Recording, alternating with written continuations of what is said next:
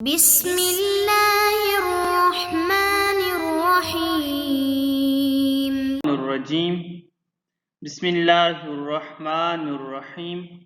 عزیز طلباء کرام، السلام علیکم ورحمۃ اللہ وبرکاتہ۔ امید ہے آپ سب خیر و عافیت سے ہوں گے۔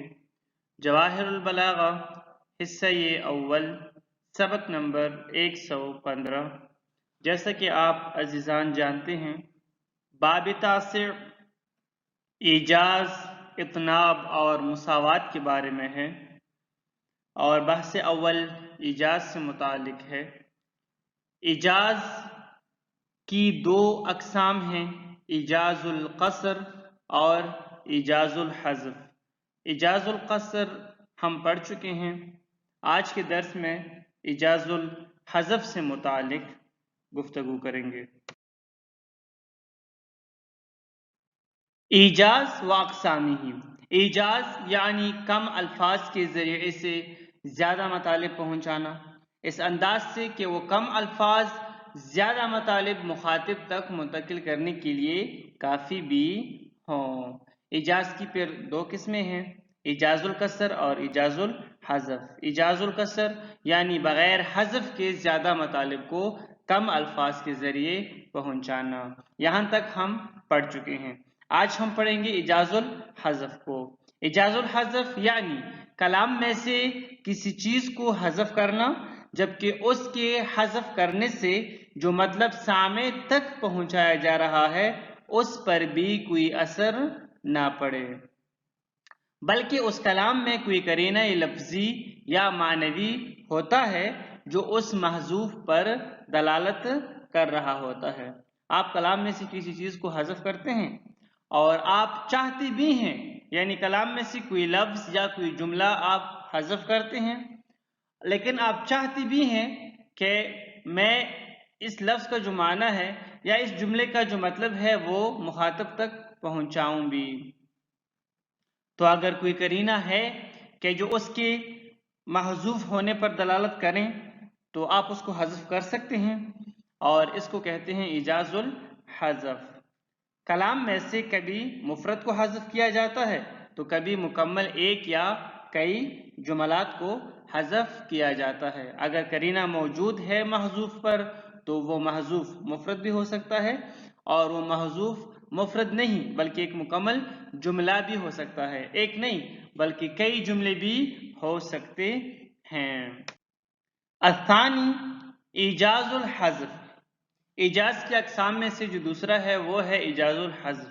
وإيجاز الحذف يكون بحذف شيء من العبارة لا يخل بالفهم عند وجود ما يدل على المحذوف من قرينة لفظية أو معنوية۔ ایجاز حذف یعنی عبارت میں سے کسی چیز کو حذف کرنا، جبکہ اس چیز کا حذف کرنا مخاطب تک مطلب پہنچانے میں بھی مخل نہ ہو، اس چیز کے حذف کرنے سے مطلب کے پہنچانے میں بھی کوئی خلل نہ آتا ہو، ساتھ یہ کہ اس محذوف پر کوئی قرینہ بھی موجود ہو کہ جو دلالت کر رہا ہو، کوئی قرینہ لفظیہ ہو یا معنویہ ہو کہ جس سے ہم یہ سمجھ سکیں، مخاطب یہ سمجھ سکے کہ یہاں پر فلان شے محذوف ہے، جبکہ وہ مطلب جو ما فی الضمیر متکلم مخاطب تک پہنچانا چاہتا ہے وہ بھی مکمل طور پر پہنچ جائے، تو یہ ہے ایجاز حذف۔ وذالک المحذوف اما، اب یہ محذوف کیا ہو سکتا ہے؟ یا تو یہ محذوف مفرد ہو سکتا ہے یا پھر جملہ ہو سکتا ہے۔ اب اگر مفرد ہو تو یا تو یہ محذوف کوئی حرف ہوگا، جس طرح کہ قولہ تعالی، خداوند تبارک و تعالی کا فرمانا ہے وَلَمْ أَكُ بَغْيًا۔ اب یہاں پر سورۃ المریم آیت نمبر 20، اب یہاں پر اصل میں ہے وَلَمْ أَكُنْ، وَلَمْ أَكُنْ بَغْيًا، لیکن اس نون کو حذف کیا گیا ہے، اس حرف کو حذف کیا گیا ہے۔ پورا آیت ہے قالت انا یکون لی غلام ولم یمسسنی بشر ولم اک بغیا، مریم نے کہا میرے ہاں بیٹا کیسے ہوگا، انا یکون لی غلام، میرے ہاں بیٹا کیسے ہوگا، مجھے کسی بشر نے چھوا تک نہیں ہے اور میں کوئی بد کردار بھی نہیں ہوں۔ دوسرا، یا وہ محذوف جو کہ مفرد ہے وہ کوئی اسم مضاف ہوگا، جس طرح کہ خداوند تبارک و تعالیٰ کا فرمانا ہے وَجَاهِدُوا فِي اللَّهِ حَقَّ جِهَادِهِ، سورۃ الحج آیت نمبر 78۔ اور خدا اور راہ خدا میں ایسی جہاد کرو جیسی جہاد کا حق ہے، یعنی اے فی سبیل اللہ۔ اب یہاں پر آپ دیکھیں وَجَاهِدُوا فِي اللَّهِ، کیا مطلب فی اللہ؟ پھر یعنی اے خدا میں جہاد کرو، نعوذ باللہ، یہ معنی تو بنتے ہی نہیں ہے۔ ہاں یہاں پر کرینہ عقلیہ موجود ہے، یہاں پر ہے وَجَاهِدُوا فی سبیل اللہ، خدا کی راہ میں جہاد کرو، تو یہاں پر اس میں مضاف جو کہ سبیل ہے وہ حذف ہے۔ اسی طرح کبھی کبھار وہ محذوف جو کہ مفرد ہے اس میں مضاف الیہ ہوگا، یعنی کبھی مضاف ہوگا تو کبھی مضاف الیہ ہوگا، جس طرح کہ خداوند تبارک و تعالیٰ کا فرمانا ہے وَوَاعَدْنَا مُوسَى 30 لَيْلَةً وَأَتْمَمْنَاهَا بِعَشْرٍ، سورۃ الاعراف آیت نمبر 142۔ اور ہم نے موسیٰ سے 30 راتوں کا وعدہ کیا اور 10 دیگر راتوں سے اسے پورا کیا۔ اب یہاں پر ہم دیکھتے ہیں وَأَتْمَمْنَاهَا بِعَشْرٍ، اصل میں کیا ہے بعشر لیالٍ، یہ لیالٍ یہاں پر محذوف ہے، مضاف الیہ ہے۔ اسی طرح کبھی کبھار وہ محذوف اس میں موصوف ہو سکتا ہے، جس طرح کہ قولہ تعالی، خداوند تبارک و تعالیٰ کا فرمانا ہے وَمَن تَابَ وَعَمِلَ صَالِحًا، سورۃ الفرقان آیت نمبر 71، وَمَن تَابَ وَعَمِلَ صَالِحًا فَإِنَّهُ يَتُوبُ إِلَى اللَّهِ مَتَابًا، مکمل آیت اس طرح ہے۔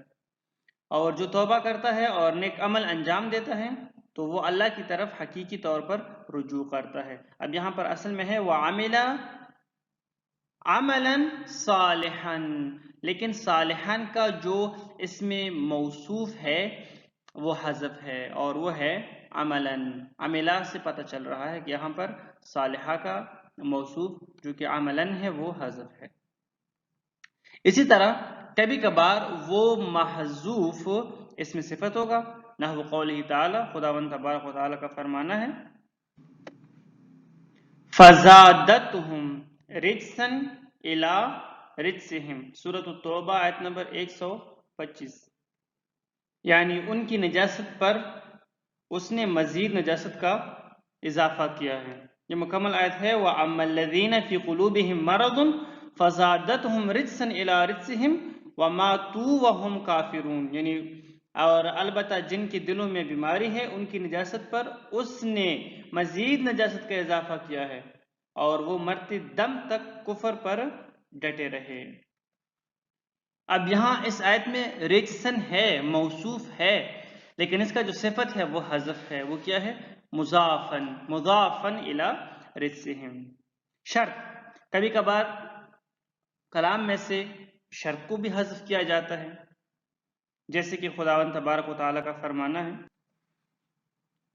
فَإِن تَتَّبِعُونِ يُحْبِبْكُمُ اللَّهُ، آل عمران آیت نمبر 31، مکمل آیت ہے یہ قُلْ إِن كُنتُمْ تُحِبُّونَ اللَّهَ فَاتَّبِعُونِ يُحْبِبْكُمُ اللَّهُ وَيَغْفِرْ لَكُمْ ذُنُوبَكُمْ وَاللَّهُ غَفُورٌ رَحِيمٌ، کہہ دیجئے اگر تم اللہ سے محبت رکھتے ہو تو میرے اتباع کرو، اللہ تم سے محبت کرے گا اور تمہاری خطاؤں سے درگزر فرمائے گا، اور اللہ نہایت بخشنے والا رحم کرنے والا ہے۔ اب یہاں پر آپ دیکھیں فَاتَّبِعُونِی، تم لوگ میرے اتباع کرو۔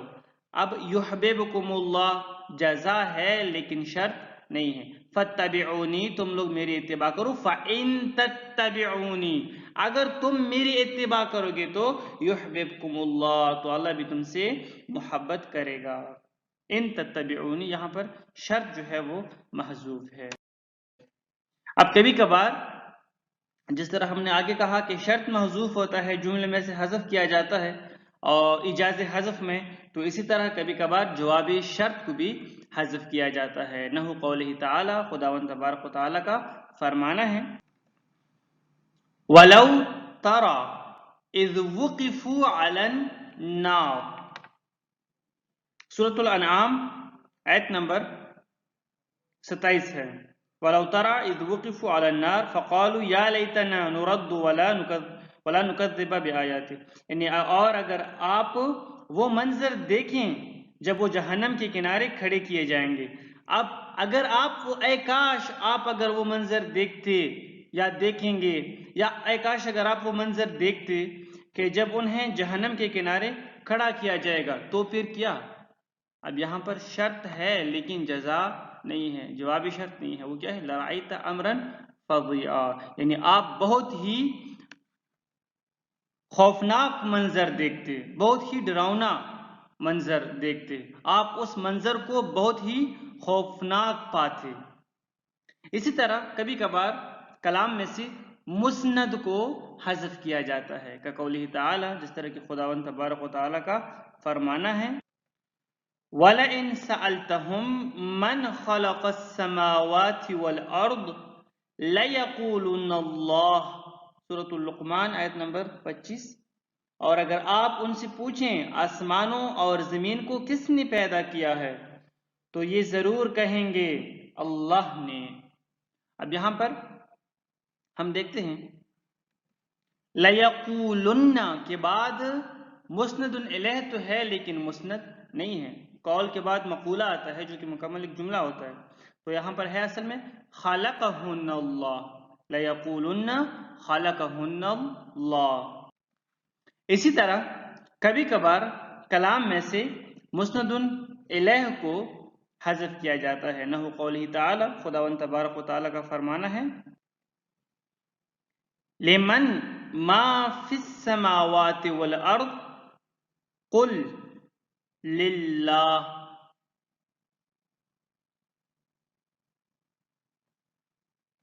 لمن سے پہلے اس آیت میں ہے قل لمن ما فی السماوات والارض قل للہ، ان سے پوچھ لیجئے آپ آسمانوں اور زمین میں جو کچھ ہے وہ کس کا ہے، کہہ دیجئے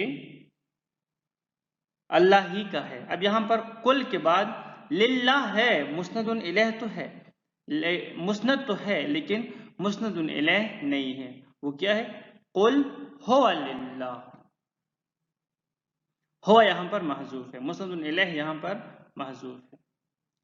اسی طرح کبھی کبھار متعلق فعل محذوف ہوتا ہے، جس طرح کہ خداوند تبارک و تعالیٰ کا فرمانا ہے لا یسأل عما یفعل وہم یسألون، سورۃ الانبیاء آیت نمبر 23 ہے، اور وہ جو کام کرتا ہے، یعنی جو اللہ جو کام کرتا ہے اللہ سے پوچھ گچھ نہیں ہوگی، یعنی کوئی اللہ سے پوچھ گچھ نہیں کر سکتا کہ تو نے یہ کام کیوں کیا، اور جو کام یہ لوگ کرتے ہیں ان سے ان کے کاموں کی پوچھ گچھ ہوگی۔ اب یہاں پر عما یفعلون متعلق فعل ہے، وَهُمْ يُسْأَلُونَ عَمَّا يَفْعَلُونَ، عَمَّا يَفْعَلُونَ یسألون کا متعلق ہے لیکن یہاں پر سے حذف کیا گیا ہے۔ اسی طرح کبھی کبھار مفرد نہیں بلکہ ایک جملے کو کلام پر سے حذف کیا جاتا ہے، جس طرح کہ خداوند تبارک و تعالیٰ کا فرمانا ہے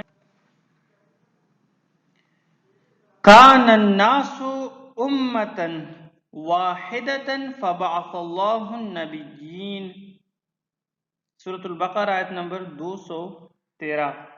لوگ ایک ہی امت پر تھے، یعنی ایک ہی فطرت پر یا ایک ہی دین پر تھے، تو اللہ نے انبیاء مبعوث فرمائے۔ اب فبعث اللہ النبیین، اللہ نے انبیاء مبعوث کیے، اس کے بعد محذوف ہے، مکمل ایک جملہ ہے کان الناس امۃ واحدۃ، درست ہو گیا، فاختلفوا، پھر کیا ہو گیا؟ پھر ان کے درمیان اختلاف پیدا ہوا، جب اختلاف پیدا ہوا تو فبعث اللہ النبیین، پھر خداوند تبارک و تعالی نے ان کے درمیان انبیاء کو مبعوث فرمایا۔ کبھی کبھار ایک جملہ نہیں بلکہ کئی جملے، دو یا دو سے بھی زیادہ جملے محذوف ہوتے ہیں، جبکہ یعنی مطلب پہنچانے میں بھی کوئی مشکل نہیں ہے، مطلب مکمل پہنچ جاتا ہے مخاطب کو، اگر اس حذف کی وجہ سے مطلب میں خلل آئے تو پھر وہ ایجاز شمار نہیں ہوگا۔ جیسا کہ خداوند تبارک و تعالیٰ کا فرمانا ہے کہ قولہ تعالی فَأَرْسِلُونَ یوسف ایھا الصدیق، سورۃ اليوسف آیت نمبر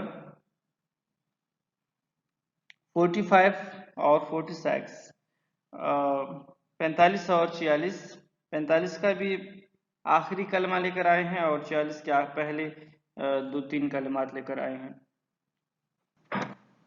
فارسلون یعنی مجھے بیچ دیں، یوسف ایھا الصدیق، اے یوسف، اے بڑے راست گو۔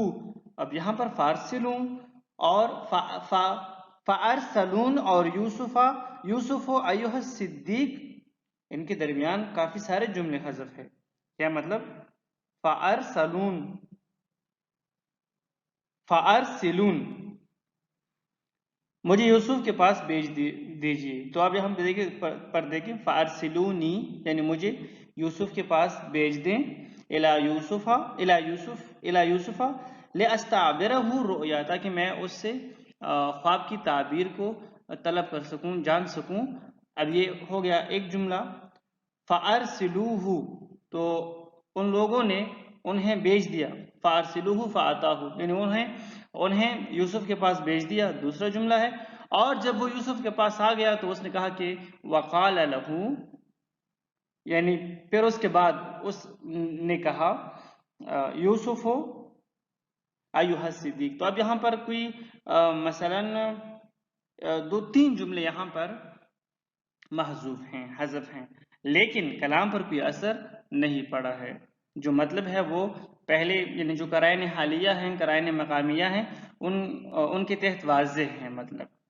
پس معلوم ہو گیا کہ کبھی کبھار ایجاز یعنی جملے میں سے بعض چیزوں کو یعنی کسی ایک چیز کو یا کئی چیزوں کو مکمل ایک جملے کو حذف تو کیا جاتا ہے، لیکن پھر بھی مطلب مخاطب تک مکمل پہنچ رہا ہوتا ہے، اور وہ کلام میں کوئی خلل بھی نہیں ہوتا، اور وہ کلام بلیغ بھی رہتا ہے۔